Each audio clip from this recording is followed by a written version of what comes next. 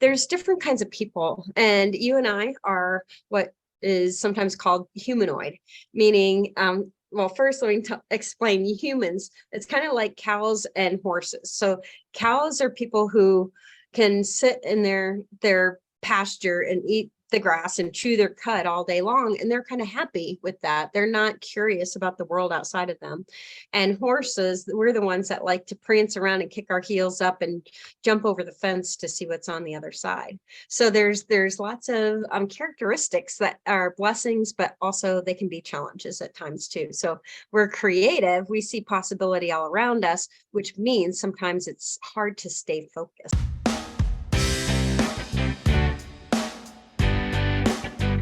Have you figured out your niche? Are you helping adding value to other people's lives?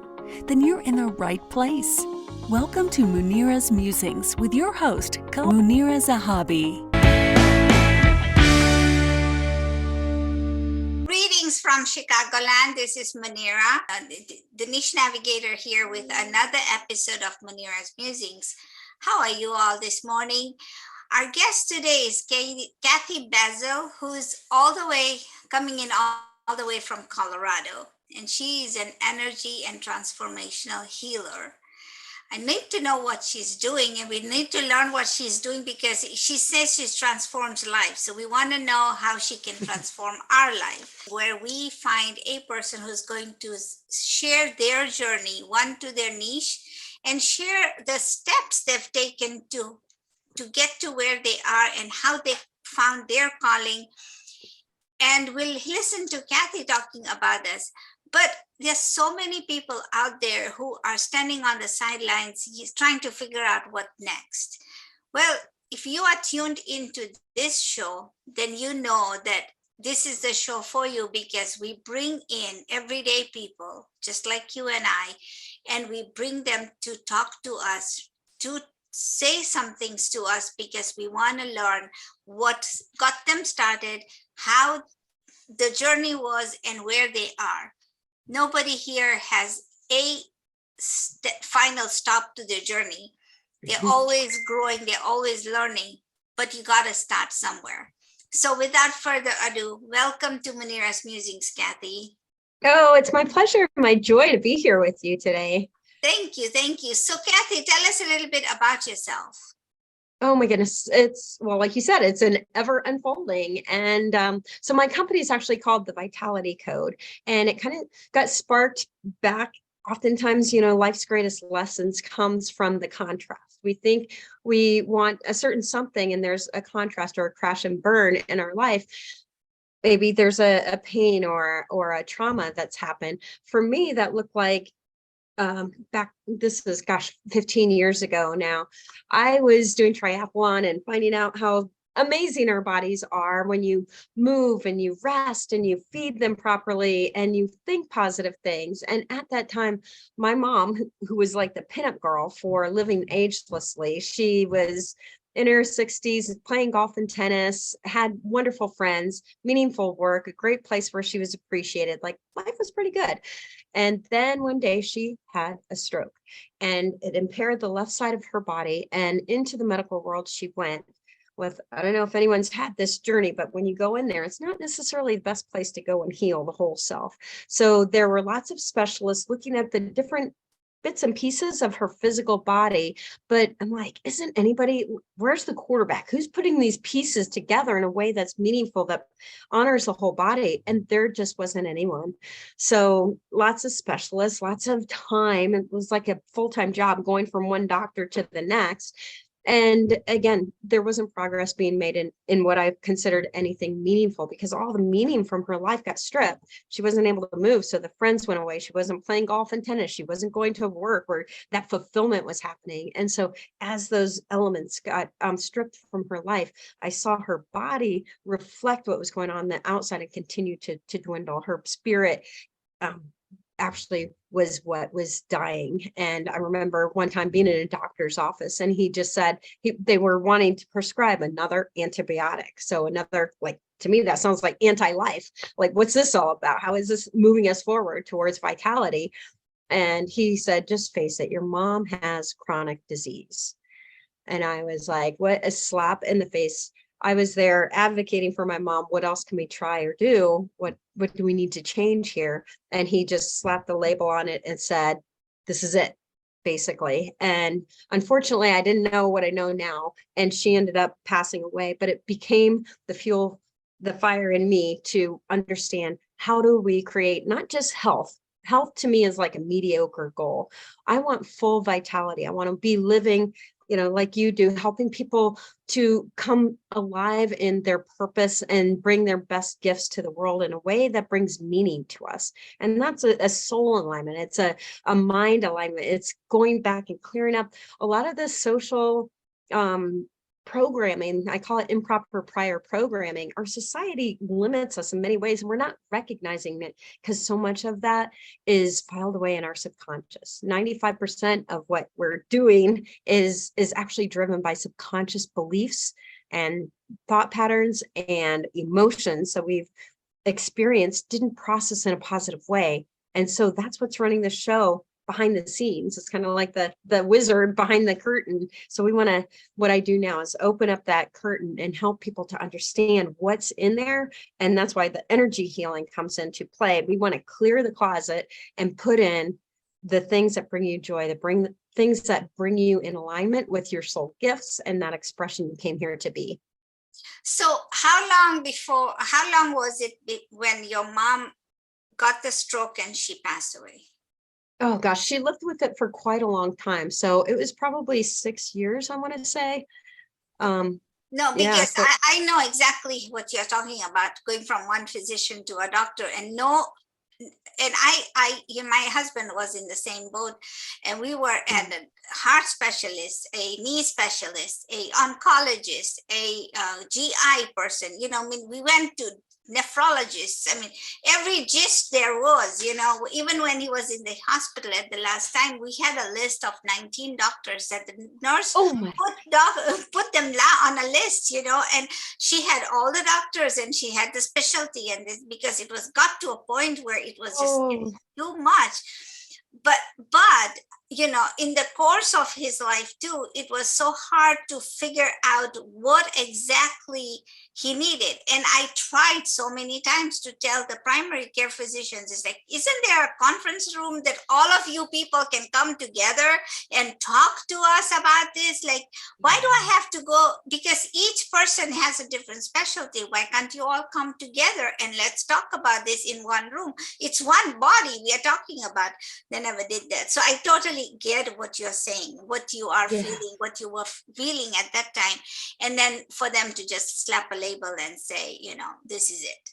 yeah, my heart goes out to you. And I just think it's almost a metaphor for what's happening in our society right now, is that the doctors are kind of looking on only the physical level, and they're not going underneath the surface to understand what might be upstream of that symptom. If you've got a knee ache, or if you've got, heart challenges, like truly the body is speaking to us all the time. The body has an innate wisdom. It wants vitality. It wants to be alive. It wants to be moving and expressing.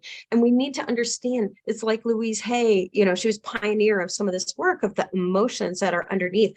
Hard times oftentimes are very physical. It's my heart is broken by something, childhood experience. My knee is witnessing, it's mirroring for me that I'm afraid to move forward in some way. Bodies are talking to us all the time, and we need, in our frenetic, let's get her done kind of society, we don't stop to listen. So in this journey, your mom passed away. Was it during the time that she was alive that you started looking at this thing, or were you looking at after she passed away? And how did you get started with all of this? Yeah, so there was, a piece within me that knew that we're energy, like it's meant to flow. And so a lot of when my mom was alive was actually in that frustration period. And really it was after she passed that I embarked on the journey. So I first became a holistic health coach because I thought that brought all the pieces together, which it does. But it's interesting because oftentimes, and again, here's a great takeaway. We know what to do. We know the change we need to make, but we aren't willing to make it.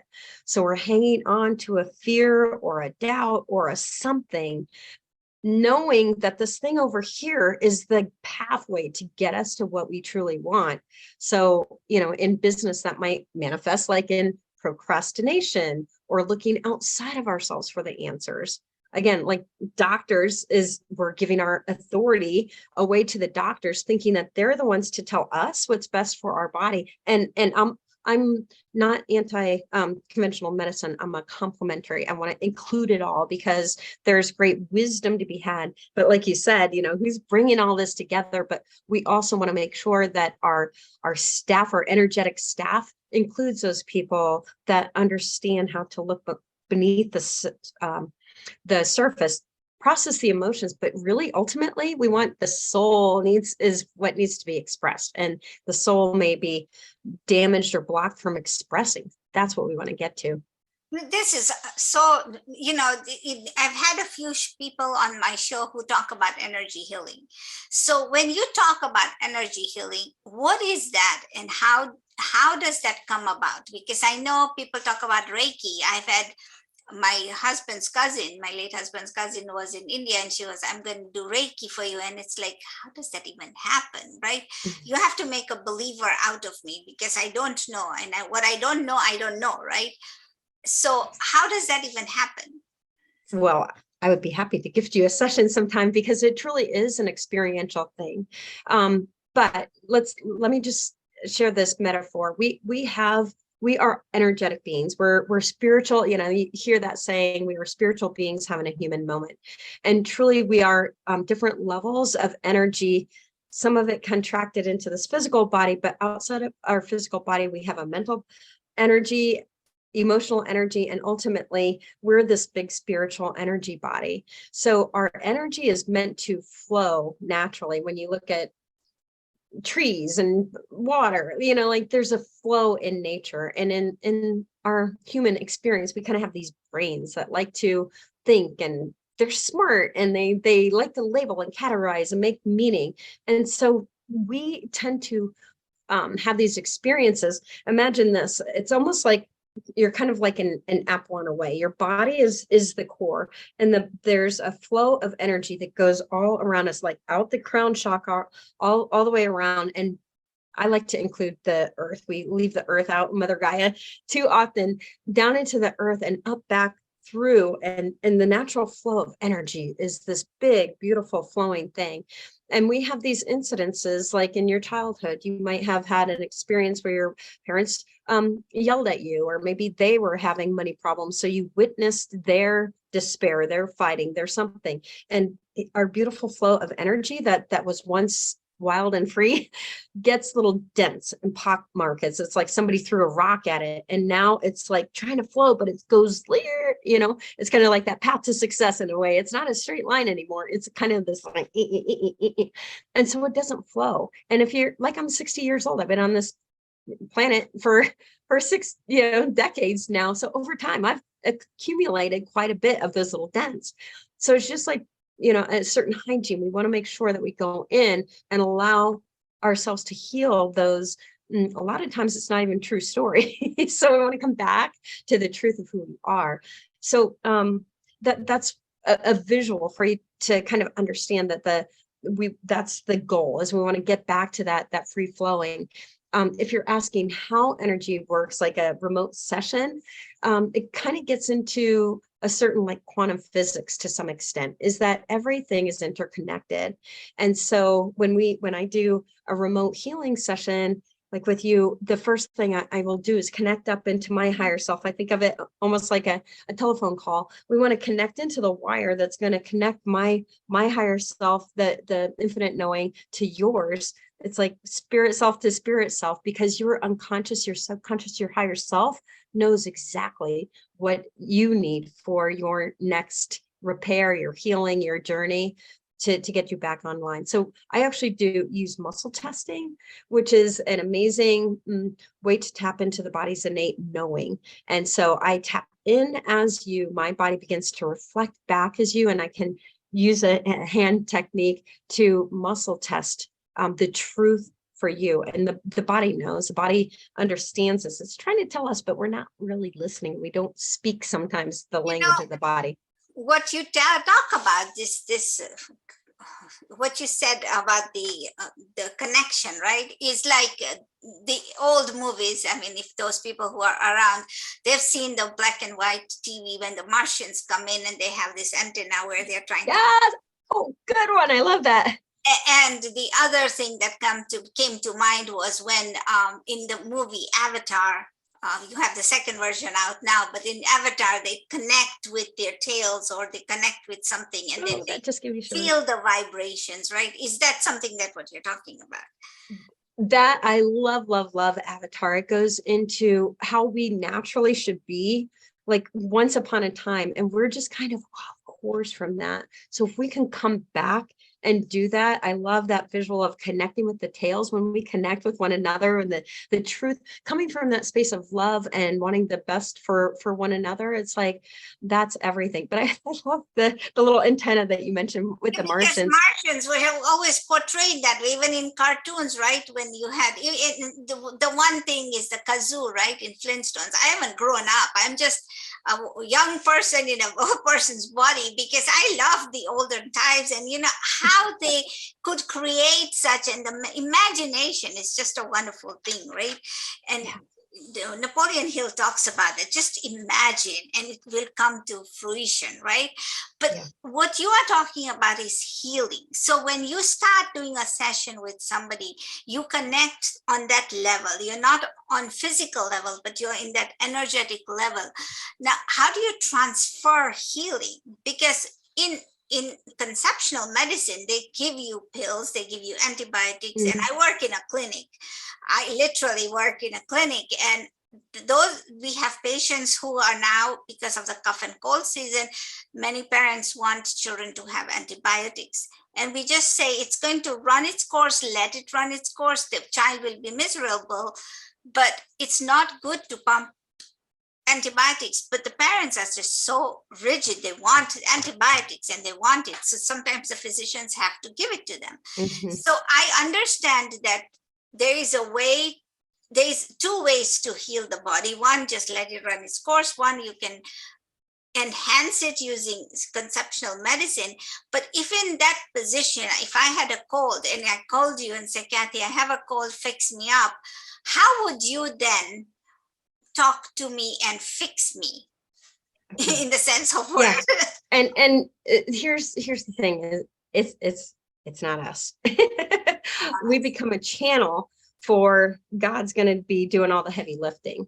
So there's a beautiful quote by Rumi that I love, and he's talking about love, but he says, our task is not to seek for love, but to seek and find the barriers within ourselves we've created against it. And so you can talk, he's talking love, but you can talk about health and vitality. You can talk abundance and money, same exact principle. Nature is abundant in its flow. Again, that apple thing, we are flowing by nature. When we came into this world, we popped onto the scene. When you're a kiddo, man, there's no limit to, hey, I'm hungry over here. Like, you just make your needs known and somebody gives you the bottle or everything you need. And then in society, we learn that these limitations. So in order to heal. So for me, I would look at the translation of what cold represents. And for me, like, I'm super familiar in my earlier days, I would get the flu. And oftentimes that was me trying to effort too much to make things happen. And so usually there's an emotion or a belief that's underneath there. And so one of my favorite techniques that I use, it's called the emotion code. It's created, and this is awesome. If anybody wants to journey into like the very first step, this is an awesome one to step into, because it's not so much into the energy and the healing aspect of it. There's a very practical way to learn it. And you can get the book by Bradley Nelson, who created this technique. But using muscle testing against a chart of 60 emotions, I can identify, speaking with your body and your higher self, they'll help me to identify which emotions are the primary ones that are the biggest blocks for now, or the most important blocks. They might not be big ones. Sometimes it's a little block from way back when that you thought, well, that's kind of inconsequential, but it's like a log jam. It was the first log that got jammed that had you believing that you were separate from this God source that's an infinite, provider of, and you talked about Napoleon Hill, like this, we have the ability to create anything, but over time we've picked up limiting thoughts and beliefs and emotions that are those little logs that begin to block us from that flow.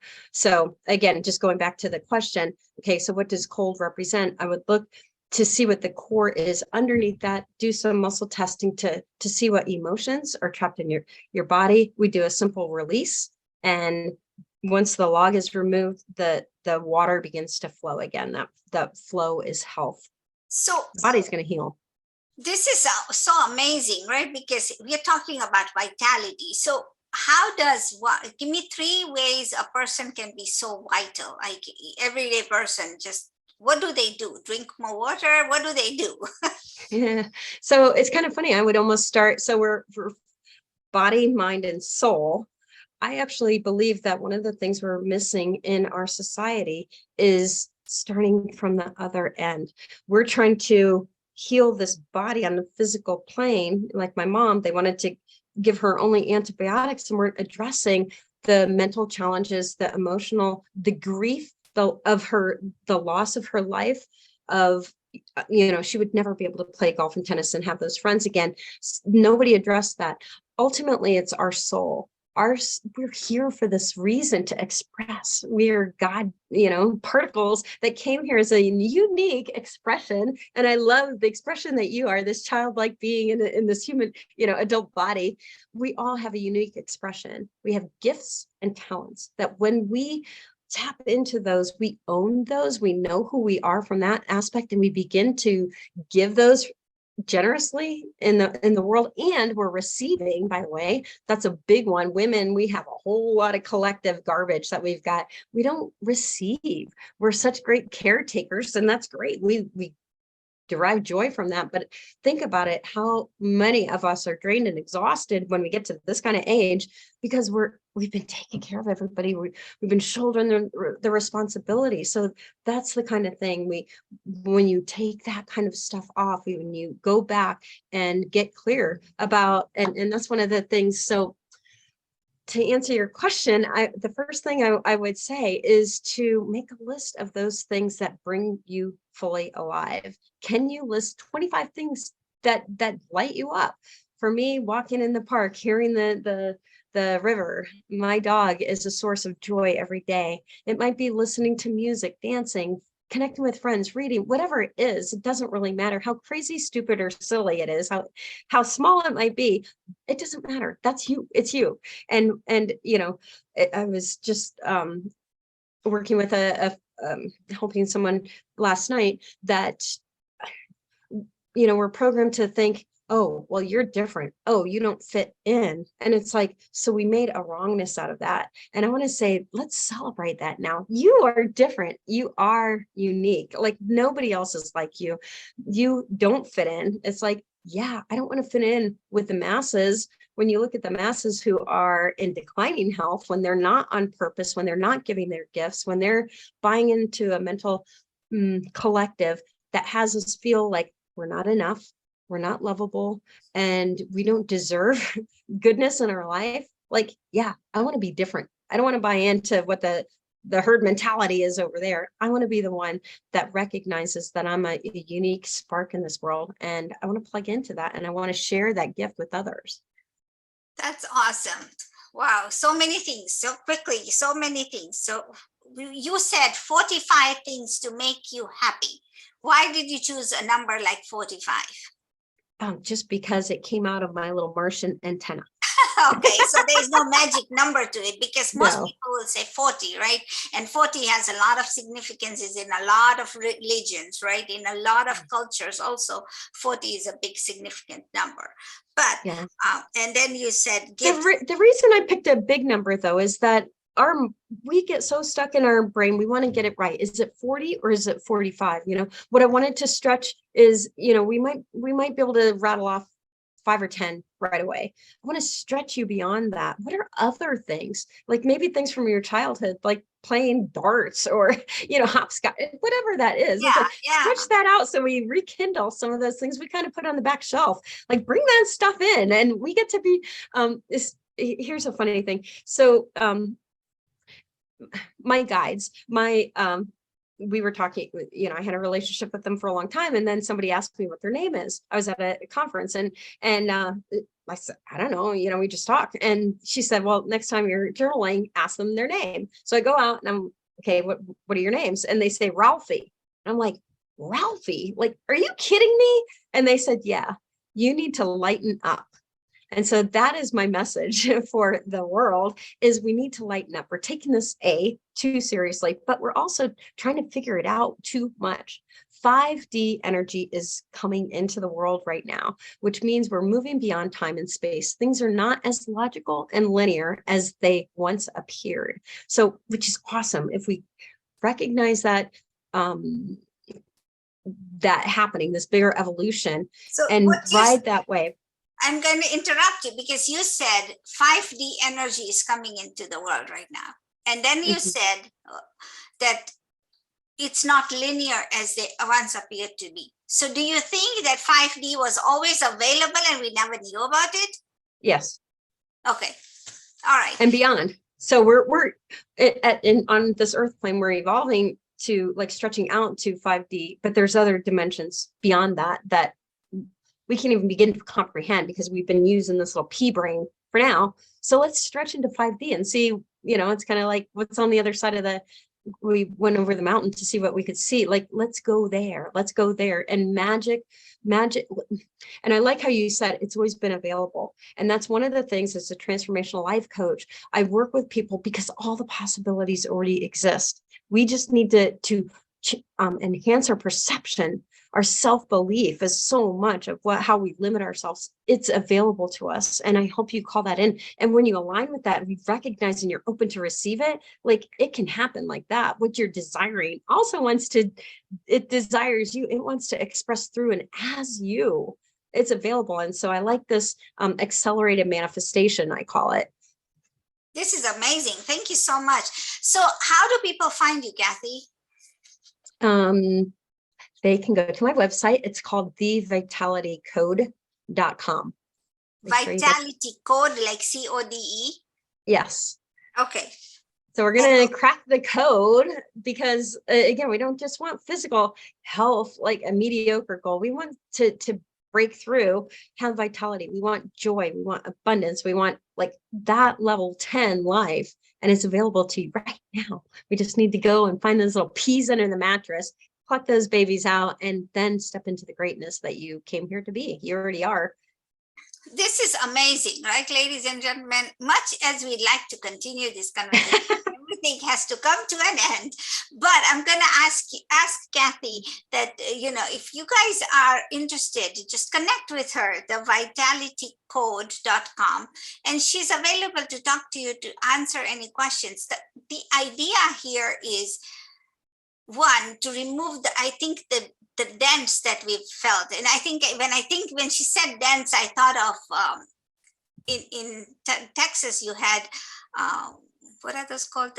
When you have not snow, but hail. When you have hail and it damages your car. So I think it sounds like that. So when you have hail damage, so it happens because we get dented over time because of everything that's coming at us.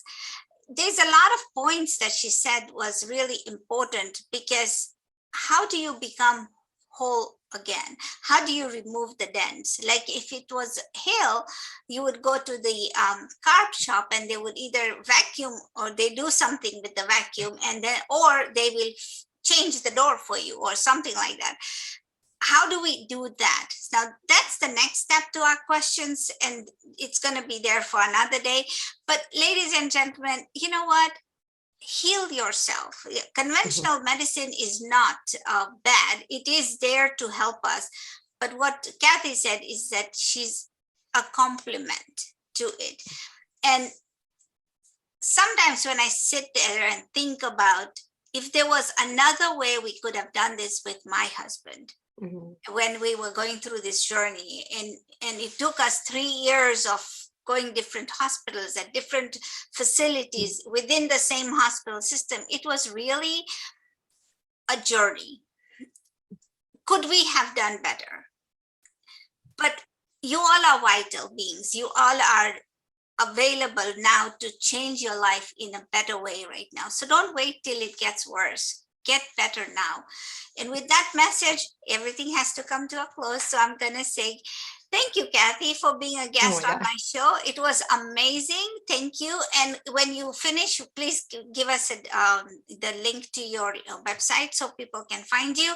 And for those of you watching, if you like what we are sharing with you, give us more suggestions of what you want to hear, what you want, what kind of people or guests you want to have on our show. 1 and 2, give us feedback as to what you liked, what you didn't like, because you know what, we thrive on that.